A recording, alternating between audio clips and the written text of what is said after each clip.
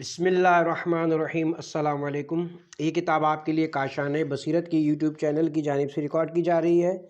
کتاب کا نام ہے غدیر۔ اب ہم کتاب کا پارٹ نمبر 23 پڑھیں گے، صفحہ نمبر 248۔ ایک جوان نے ابو ہریرہ کو لتاڑا۔ حافظ ابو یعلا موصلی اور حافظ طبری نے اپنی اسناد سے لکھا ہے، ابو ہریرہ مسجد میں داخل ہوئے تو لوگ ان کے گرد جمع ہو گئے۔ ایک جوان کھڑا ہوا اور بولا، میں تمہیں خدا کی قسم دے کر پوچھتا ہوں، کیا تم نے ارشاد رسول سنا ہے؟ من کنت مولا فعلی مولا۔ ابو ہریرہ نے کہا، میں گواہی دیتا ہوں میں نے یہ ارشاد سنا ہے۔ حاشیہ نمبر 1 مناقب خوارزمی، صفحہ نمبر 130، صفحہ نمبر 205، حدیث نمبر 240، تذکرۃ الخواص، صفحہ نمبر 48، صفحہ نمبر 85۔ کتاب کی طرف چلتے ہیں۔ اس کی روایت ابو بکر حسمی نے 2 سندوں کی صحت و توثیق کے ساتھ نیز ابن کثیر اور ابن جریر طبری نے بھی کی ہے۔ حاشیہ نمبر 2 مسند ابو یعلا، صفحہ نمبر 11، جلد نمبر 11، صفحہ نمبر 307، حدیث نمبر 6423۔ کتاب کی طرف رجوع کرتے ہیں۔ اس کی روایت ابو بکر حسمی نے 2 سندوں کی صحت و توثیق کے ساتھ نیز ابن کثیر اور ابن جریر طبری نے بھی کی ہے۔ حاشیہ نمبر 3 مجموع الزوائد، جلد نمبر 9، صفحہ نمبر 105، البدایہ و نہایہ، جلد نمبر 5، صفحہ نمبر 213، جلد نمبر 5، صفحہ نمبر 232، حوادث سن 10 ہجری۔ ابن ابی حدید نے سفیان ثوری، عبد الرحمن بن قاسم، عمر بن عبد الغفار کی سند سے لکھا ہے کہ جب معاویہ کے ساتھ ابو ہریرہ کو کوفے میں وارد ہوئے تو اکثر راتوں میں باب کندہ پر بیٹھک کیا کرتے تھے۔ لوگ ان کے گرد جمع ہو جاتے تھے۔ ایک دن کوفے کے ایک جوان نے ان سے پوچھا، میں آپ کو خدا کی قسم دے کر پوچھتا ہوں کہ آپ نے علی کے متعلق یہ ارشاد رسول سنا ہے؟ ابو ہریرہ بولے، میں خدا کو گواہ کر کے کہتا ہوں کہ میں نے یہ سنا ہے۔ وہ جوان کہنے لگا، تو میں خدا کو گواہ کر کے کہتا ہوں کہ آپ نے ان کے دشمن سے دوستی گانٹھ رکھی ہے اور ان کے دوستوں سے دشمنی کر رہے ہیں۔ حاشیہ نمبر 4 شرح نہج البلاغہ، جلد نمبر 1، صفحہ نمبر 360، جلد نمبر 4، صفحہ نمبر 68، خطبہ نمبر 56۔ راویوں نے یہ بھی بیان کیا کہ ابو ہریرہ بچوں کے ساتھ راستے میں کھانا کھایا کرتے تھے، ان کے ساتھ کھیلتے بھی تھے۔ اپنے مدینے کی گورنری کے زمانے میں ایک دن انہوں نے خطبہ دیا، اس خدا کا شکر ہے جس نے دین کو مستحکم اور ابو ہریرہ کو امام بنایا۔ لوگ ان کی اس بات پر ہنس پڑے۔ اپنی گورنری کے زمانے میں مدینے کے راستوں پر چلتے ہوئے اگر اپنے آگے کسی کو چلتے دیکھتے تو پیر پٹک کر چلاتے، راستہ تو گورنر آ رہا ہے۔ اس سے خود اپنے آپ کو مراد لیتے۔ ابن ابی حدید کہتے ہیں کہ یہ تمام باتیں ابن قتیبہ نے معارف میں حالات ابو ہریرہ کے ذیل میں لکھی ہیں، جو ان پر حجت ہیں، کیونکہ انہیں ابو ہریرہ کے معاملے میں عناد کا الزام نہیں دیا جا سکتا۔ حاشیہ نمبر 1 المعارف، صفحہ نمبر 277 اور 278۔ علامہ امینی فرماتے ہیں کہ ان تمام باتوں کو معارف مطبوعہ مصر 1353 ہجری میں قلم انداز کر دیا گیا ہے۔ اب یہ تحریف کا کھلواڑ، اس قسم کی خیانتیں متعدد موقعوں پر ملتی ہیں۔ زید بن ارقم سے مناشدہ، ابو عبداللہ شیبانی یا بزرگ تابعی ابو عمرو شیبان بن سلبہ کوفی کہتے ہیں کہ ہم لوگ زید بن ارقم کے پاس بیٹھے تھے، اتنے میں ایک شخص وارد ہوا، اس نے پوچھا، تم میں زید بن ارقم کون ہے؟ لوگوں نے کہا، یہ کیا ہے زید بن ارقم؟ نو وارد نے زید سے کہا، میں تمہیں خدا کی قسم دیتا ہوں کہ تم نے رسول خدا کو ارشاد فرماتے سنا ہے، من کنت مولاہ فعلی مولاہ، اللہم والا من والا آدہ ومن آدہ۔ زید نے جواب دیا، ہاں میں نے سنا ہے۔ حاشیہ نمبر 2 مودۃ القربہ، مودت نمبر 5 یناب المودہ، صفحہ نمبر 249، جلد نمبر 2، صفحہ نمبر 73، باب نمبر 56۔ عراقی کا جابر سے مناشدہ، علامہ گنجی شافعی نے کفایت الطالب میں بلند مرتبہ مشائخ سے اخراج کیا ہے۔ شریف خطیب ابو تمام علی بن ابی الفخار بن ابی منصور ہاشمی قرخ بغداد، ابو طالب عبد اللطیف نہر معلیٰ، ابراہیم بن عثمان کاشغری، ان سب نے محمد بن عبد الباقی ابن بطی ابن تاج القرا عبداللہ محمد بن عقیل کہتے ہیں کہ ہم لوگ جابر کے گھر پر تھے، وہاں علی بن حسین، محمد بن حنفیہ اور ابو جعفر بھی تھے۔ ایک عراقی نے جابر سے کہا، میں آپ کو خدا کی قسم دیتا ہوں، آپ مجھ سے ایسی حدیث بیان کیجئے جسے آپ نے رسول سے دیکھا اور سنا ہو۔ حاشیہ نمبر 1 کفایت الطالب صفحہ نمبر 16 صفحہ نمبر 61۔ جابر نے کہا ہم جوفا غدیر خم میں تھے، وہاں مجھ سے پہلے جہینیہ، مزینیہ اور غفار کے لوگ تھے۔ رسول خدا صلی اللہ علیہ وسلم نے خیمے سے یا اونی چادر اوڑھے ہوئے نکلے اور 3 بار اپنے ہاتھوں سے اشارہ کیا۔ اس کے بعد حضرت علی علیہ السلام کا ہاتھ پکڑ کر فرمایا، من کنت مولاہ فعلی مولا۔ ہمونی نے فرائض کے باب نہوم میں نفیس ترین سند سے شیخ مجد الدین عبداللہ بن محمود حنفی، مسمار بن عمر بن اویس، محمد بن عبد الباقی ابن بطی، امام ابو غالب ہبت اللہ سامری، شیخ محاسن بن عمر، ابو بکر محمد بن عبداللہ بن نصر زعفرانی، ابو عبداللہ مالک بن احمد بن علی ابن زاغوانی، ابو الحسن احمد بن محمد بن موسیٰ بن سلط، ابو اسحاق ابراہیم بن عبد الصمد، ابو سعید اشد، ابو طالب مطلب بن زیاد، عبداللہ بن محمد بن عقیل نے جابر کا بیان نقل کیا ہے۔ اسی سند میں راویوں کے بیان کی تاریخ بھی درج ہے۔ حاشیہ نمبر 2 فرائض السمتین جلد نمبر 1 صفحہ نمبر 62 حدیث نمبر 29۔ تاریخ ابن کثیر کی سند ہے، مطلب بن زیاد عبداللہ بن محمد بن عقیل نے جابر سے سنا کہ وہ کہہ رہے تھے کہ جوفا میں غدیر خم میں تھے کہ رسول چادر اوڑھے ہوئے خیمے سے نکلے اور علی کا ہاتھ پکڑ کر فرمایا، من کنت مولاہ فعلی مولا۔ ہمارے شیخ ذہبی کے نزدیک یہ حدیث حسن ہے۔ حاشیہ نمبر 3 البدایہ والنہایہ جلد نمبر 5 صفحہ نمبر 213، جلد نمبر 5 صفحہ نمبر 232، حوادث سن 10 ہجری۔ علامہ امینی فرماتے ہیں کہ ابن کثیر کا جابر کے پاس موجود افراد اور مرد عراقی کے مناشدے کو نظر انداز کرنا ہمارے نزدیک چندہ اہمیت کا حامل نہیں، کیونکہ اس بے حیا کی تاریخ بدایہ و نہایہ میں اہل بیت اور خاصان خدا کے متعلق رسول کے ارشاد کی خیانتیں بہت واضح نظر آتی ہیں۔ اس کتاب میں ابن کثیر نے دوستان اہل بیت کی مذمت کی ہے اور انہیں گالی دی ہے، دشمنان اہل بیت کی تعریفوں کے پل باندھے ہیں، اہل بیت کی صحیح و صریح روایات کو جعلی بتایا، ان کے سقہ راویوں کو ضعیف کہا ہے۔ ان تمام باتوں میں اس نے بلا دلیل تحکمانہ رویہ اپنایا اور تحریف کی شرمناک حرکتیں کی ہیں۔ اگر ان تمام باتوں کا تذکرہ کیا جائے تو ضخیم کتاب تیار ہو جائے۔ اس کی تحریف کی صرف ایک مثال حدیث دعویٰ ہے کی شان نزول کے متعلق اپنی کتاب میں بہقی کے طریقے سے لکھتا ہے کہ یہ حدیث ابو جعفر نے محمد بن احمد ازدی نے سے روایت کی ہے، پھر تمام سند بیان کی ہے۔ رسول کے اس ارشاد کے بعد کہ میں تمام دنیا کی بھلائی لایا ہوں، اس فقرے کا اضافہ کیا ہے، مجھے خدا نے حکم دیا کہ میں تمہیں اس کی طرف دعوت دوں، اب تم میں کون ہے جو اس مرحلے پر میری حمایت کرے تاکہ میرا بھائی ہو اور ایسا ویسا۔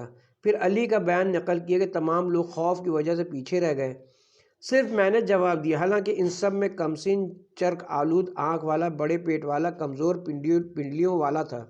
میں نے کہا، اے خدا کے رسول، میں ہوں، آپ کے ہر مرحلے میں مدد کروں گا۔ رسول نے میری گردن پکڑ کر فرمایا، یہ میرا بھائی اور ایسا ویسا، اب تم لوگ اس کی بات سنو اور اطاعت کرو۔ علی کہتے ہیں کہ پھر تمام لوگ ہنستے ہوئے اٹھ کھڑے ہوئے، ابو طالب سے کہنے لگے کہ تمہیں اپنے بیٹے کی اطاعت کا حکم دیا ہے۔ حاشیہ نمبر 1 البدایہ و نہایہ جلد نمبر 3 صفحہ نمبر 40، جلد نمبر 3 صفحہ نمبر 53۔ اسی روایت کو اپنی تفسیر جلد نمبر 2 صفحہ نمبر 251 میں ابو جعفر بن جریر کی متذکرہ سند کے ساتھ لکھا ہے، لیکن میں تفسیر طبری کے الفاظ نقل کرتا ہوں تاکہ ہدایت گمراہی سے الگ ہو جائے۔ میں تمہارے پاس دنیا و آخرت کی بھلائیاں لے کر آیا ہوں، خدا نے مجھے تمہاری طرف دعوت حق کا حکم دیا ہے، اب تم میں کون ہے جو اس معاملے میں میرا ہاتھ بٹائے تاکہ تمہارے درمیان میرا بھائی وسیع اور خلیفہ ہو۔ حضرت علی فرماتے کہ تمام لوگ ڈر سے چپ ہو گئے، لیکن میں نے کہا کہ اگر میں کمسن ہوں، آنکھیں رمد آلود، پیٹ بڑا اور پنڈلیاں کمزور ہیں، اے خدا کے رسول، میں ہوں، اس معاملے میں آپ کا بوجھ بٹاؤں گا۔ رسول نے میری گردن پکڑی اور فرمایا، یقیناً یہ میرا بھائی میرا وصی اور تمہارے درمیان میرا خلیفہ اور جانشین ہے، اس کی بات سنو اور اطاعت کرو۔ علی فرماتے ہیں کہ اس وقت قوم کے لوگ ہنستے ہوئے اور ابو طالب سے یہ کہتے ہوئے اٹھ کھڑے ہوئے کہ محمد نے تمہارے بیٹے کی اطاعت کا تمہیں حکم دیا ہے، پس میری شکایت خدا ہی سے ہے۔ حاشیہ نمبر 1 تاریخ الامم و مملوک، جلد نمبر 2 صفحہ نمبر 217، جلد نمبر صفحہ نمبر 321۔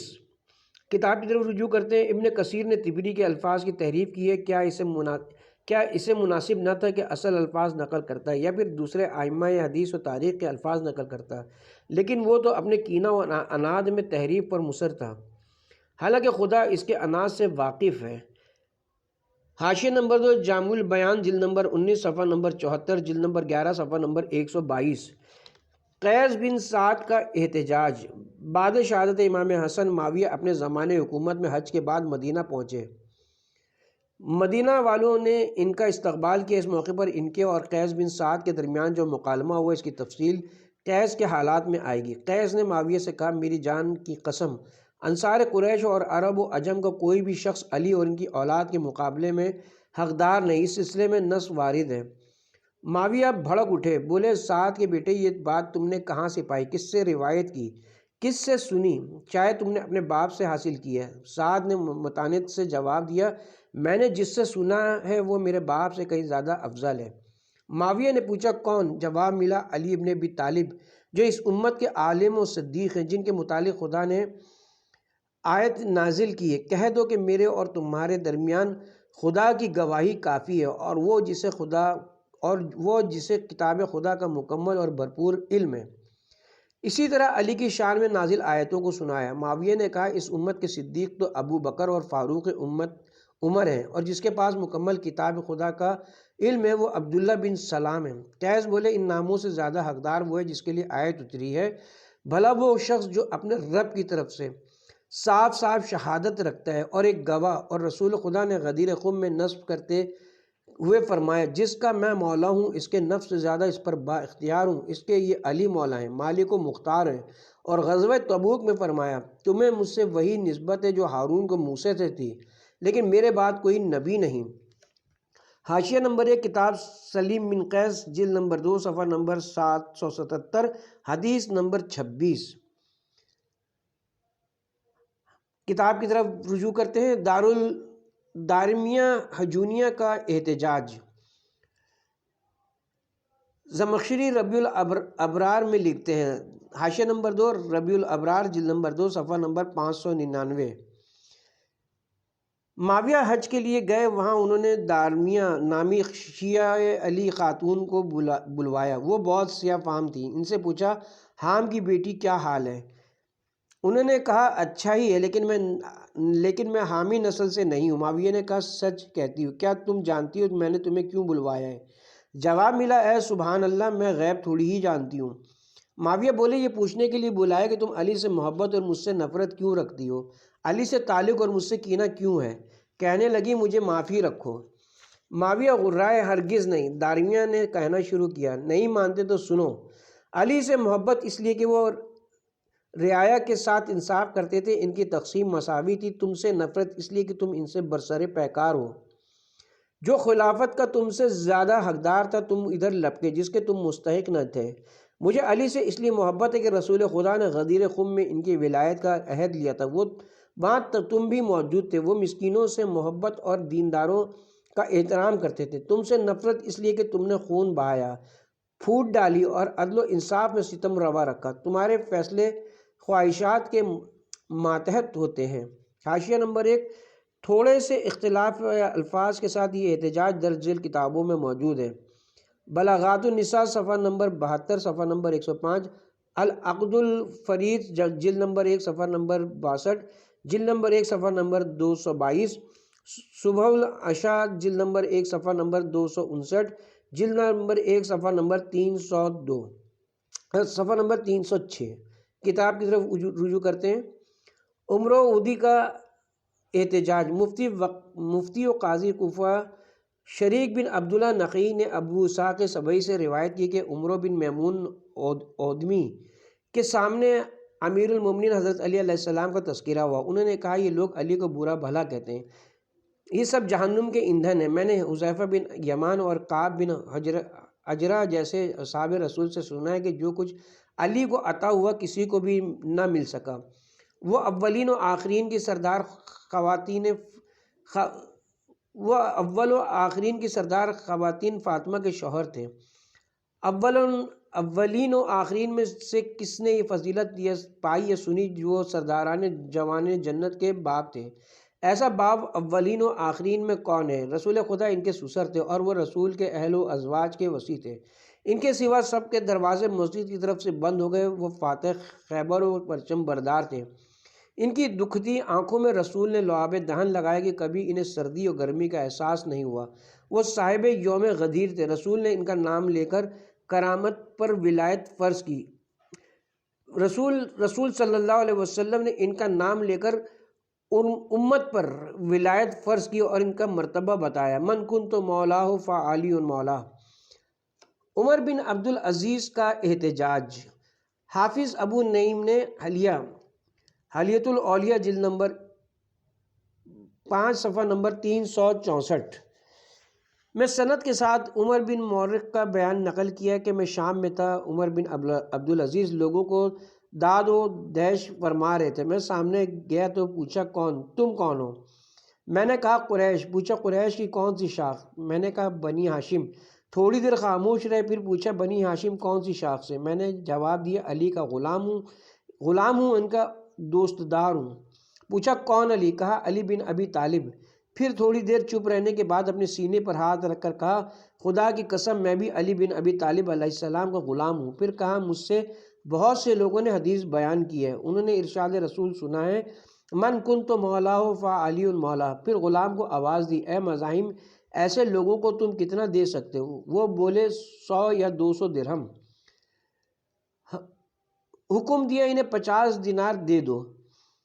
ابن داؤد کے بیان کے مطابق 60 دینار ولایت علی کے سلسلے میں عطا ہوئے۔ پھر فرمایا اپنے وطن واپس جاؤ، جس قدر تمہارے وطن کے باشندوں کو عطا کیا جاتا ہے تمہیں بھی عطا کیا جائے گا۔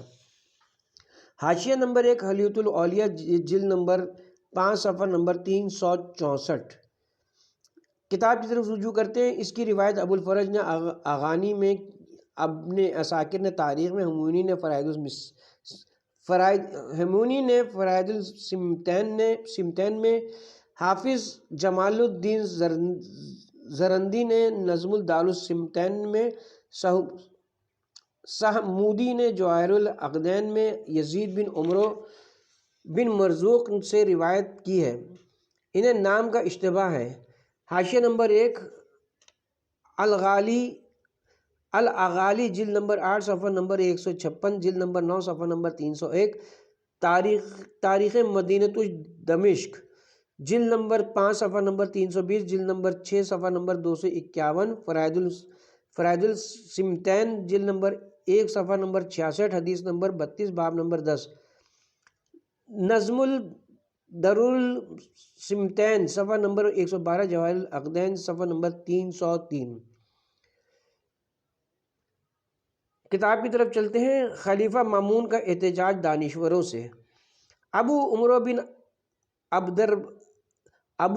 بن عبد الربہ نے عقد الفرید میں اسحاق بن ابراہیم کا بیان نقل کیا کہ قاضی القضاء یحییٰ بن اقسم نے میرے علاوہ بہت سے دوستوں کے پاس پیغام دیا کہ مجھے امیر المومنین مامون رشید نے کل تڑکے صبح کو 40 ایسے فقہا کے ساتھ حاضر ہونے کا حکم دیا جو بات اچھی طرح سمجھ سکیں اور بہتر جواب دے سکیں۔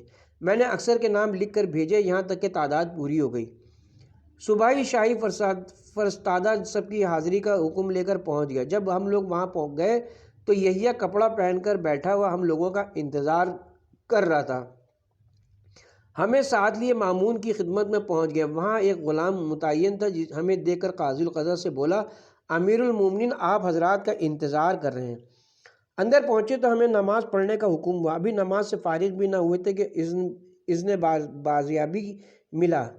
ہم نے دیکھا کہ امیر المومنین فرش پہ بیٹھے ہوئے ہیں۔ اسحاق کا بیان ہے کہ قاضی القضاء نے ہم سے کہا امیر المومنین نے آپ حضرات کو اس لیے بلایا ہے کہ وہ آپ سے مناظرہ کرنا چاہتے ہیں۔ ہم نے کہا مناظرہ فرمائیں، خدا ہم امیر المومنین کی توفیقات میں اضافہ کرے۔ اس نے کہا امیر المومنین کا عقیدہ ہے کہ بعد رسول علی بن ابی طالب علیہ السلام تمام خلفاء سے افضل ہیں اور سب سے زیادہ وہی حقدار خلافت ہیں۔ اسحاق نے کہا امیر المومنین ہم لوگوں کو علی کے متعلق اس بات کی معرفت نہیں، آپ نے تو ہمیں مناظرے کے لیے بلایا ہے۔ مامون نے اسحاق سے کہا تمہیں اختیار ہے کہ اگر تم چاہو تو میں تم سے سوال کروں یا پھر تم مجھ سے سوال کرو۔ اسحاق نے موقع غنیمت سمجھ کر کہا امیر المومنین میں ہی پوچھوں گا۔ مامون نے کہا پوچھو۔ اسحاق نے کہا امیر المومنین نے کیسے کہہ دیا کہ علی بن ابی طالب رسول کے بعد سب سے افضل اور مستحق خلافت ہیں؟ مامون بتاؤ تو لوگ کس بنا پر افضل ہوتے ہیں؟ لوگ کیسے کہتے ہیں کہ فلاں فلاں سے افضل ہے؟ اسحاق اعمال صالحہ کی وجہ سے۔ مامون تم نے سچ کہا، اچھا بتاؤ زمانے رسول میں وہ شخص تھے ایک فاضل دوسرا مفضول، کیا بعد رسول جو مفضول ہے اپنے عمل سے فاضل پر برتری حاصل کر لے گا؟ اسحاق کہتے ہیں کہ میری سٹی گم ہو گئی۔ مامون نے کہا یہ مت کہنا کہ برتری حاصل کر لے گا، کیونکہ آج کے زمانے میں ایسے لوگوں کو دکھا دوں گا جو نماز حج و جہاد اور صدقے میں زمانے رسول کے لوگوں سے بڑھے ہوئے ہیں۔ اسحاق ہاں امیر المومنین ایسا ہی ہے، جو شخص زمانے رسول میں مفضول ہے وہ رسول کے بعد اپنے نیک عمل کی وجہ سے فضیلت و برتری حاصل نہیں کر سکتا۔ مامون اے اسحاق کیا حدیث ولایت کی روایت کرتے ہو؟ اسحاق ہاں اے امیر المومنین۔ مامون ذرا اس کی روایت کر ڈالو۔ اسحاق نے اس کی روایت بیان کی۔ مامون کیا اس حدیث کی روشنی میں ابو بکر و عمر پر علی کی ولایت واجب نہیں ہوتی برخلاف علی کے؟ اسحاق لوگ کہتے ہیں کہ یہ حدیث زید بن حارثہ کی وجہ سے بیان ہوئی تھی، کیونکہ زید و علی کے درمیان کچھ ناچاقی ہو گئی تھی۔ زید نے علی کی ولایت سے انکار کیا تو رسول اللہ نے فرمایا من کنت مولاہ فعلی مولاہ۔ مامون یہ حدیث کس جگہ فرمائی گئی؟ کیا حجۃ الوداع سے واپسی پر نہیں فرمائی گئی؟ اسحاق ہاں۔ مامون زید بن حارثہ تو غدیر سے پہلے قتل ہو چکے تھے، تم نے یہ دھاندلی کیسے باور کر لی؟ مجھے تم بتاؤ تو تمہارا 15 سال لڑکا کہے لوگوں اچھی طرح سمجھ لو کہ میرا مولا میرے چچیرے بھائی کا مولا ہے، حالانکہ تم لوگ اس بات کو جانتے ہیں، حالانکہ تمام لوگ اس بات کو جانتے ہیں، جو بات سب جانتے ہیں اور اس سے انکار بھی نہیں کرتے، اسے مقام تعریف میں بیان کرنے سے کیا تم ناپسندیدگی کا مظاہرہ نہیں کرو گے؟ اسحاق کیوں نہیں؟ مامون ارے تم اپنے 15 سالہ لڑکے کے لیے جو بات پسند نہیں کرتے اسے رسول کے لیے کیسے اچھا سمجھتے ہو؟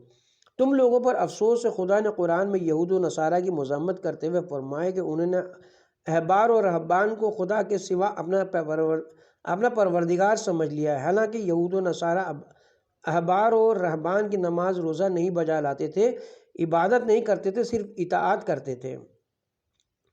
حاشیہ نمبر 1 العقد الفرید جلد نمبر 3 صفحہ نمبر 42، جلد نمبر 5 صفحہ نمبر 56 اور 61۔ ابن مسکوہ نے ندیم الفرید میں مامون کا خط بنی ہاشم کے نام نقل کیا، جس میں یہ فقرے بھی ہیں مہاجرین میں سے کسی نے بھی علی سے زیادہ حمایت رسول میں جد و جہد نہیں کی، علی نے رسول کی پشت پناہی کی، جافشانیاں برداشت کی، ان کے بستر پر سو کر ہمیشہ اسلام کو بچاتے رہے، عظیم بہادروں سے بھڑ گئے اور سب کو پچھاڑا، ان کا حوصلہ ناقابل تسخیر تھا، کسی میدان میں پیٹھ نہیں دکھائی، نہ کوئی ان پر قابو پا سکا، وہ سب سے زیادہ مشرکین کے لیے سخت تھے، خدا کی راہ میں سب سے زیادہ جہاد فرمایا، سب سے زیادہ دین خدا کی سوجھ بوجھ رکھتے تھے، قرآن کے سب سے بڑے قاری تھے اور حرام و حلال کے سب سے زیادہ واقف کار تھے۔ غدیر خم میں ان کی ولایت کا اعلان ہوا اور انہی کے لیے حدیث منزلت فرمائی گئی۔ حاشیہ نمبر 1 یناب المعدہ صفحہ نمبر 484، جلد نمبر 3 صفحہ نمبر 157، باب نمبر 92 اقبات الانوار جلد نمبر 1 صفحہ نمبر 143، حدیث غدیر۔ مسعودی کا نقطہ نظر۔ ابو الحسن مسعودی شافعی مروج الذہب میں لکھتے ہیں جن باتوں کی وجہ سے اصحاب رسول مستحق فضیلت ہوتے ہیں، ان میں سبقت ایمانی، ہجرت، نصرت رسول، بنی ہاشم سے رشتہ داری، قناعت، ایثار، علم قرآن، جہاد فی سبیل اللہ، ورع، زہد، قضاء و حکم اور عفت و دانش، یہ تمام صفات بلکہ زیادہ حصہ علی میں موجود تھا۔ پھر یہ کہ ان کی انفرادیت یہ تھی کہ وہ مواقعات کے موقع پر اپنا بھائی بنائے، ان کے لیے حدیث منزلت اور حدیث غدیر فرمائی، اور جب انس نے بھنا ہوا پرندہ پیش کیا تو رسول نے دعا فرمائی اے خدا میرے پاس اس وقت ایسے شخص کو بھیج دے جو میرے ساتھ یہ پرندہ تناول کرے۔ اس وقت علی ہی داخل ہوئے آخر کلام تک۔ حاشیہ نمبر 2، مروج الذہب جلد نمبر 2 صفحہ نمبر 49، جلد نمبر 2 صفحہ نمبر 445۔ اس کے ساتھ ہی یہاں پہ اس حصے کا اختتام کرتے ہیں۔ اب اس کے بعد انشاءاللہ نیکسٹ پارٹ میں واقع غدیر قرآن میں آئے بلغ کے موضوع سے پڑھیں گے۔ اللہ حافظ۔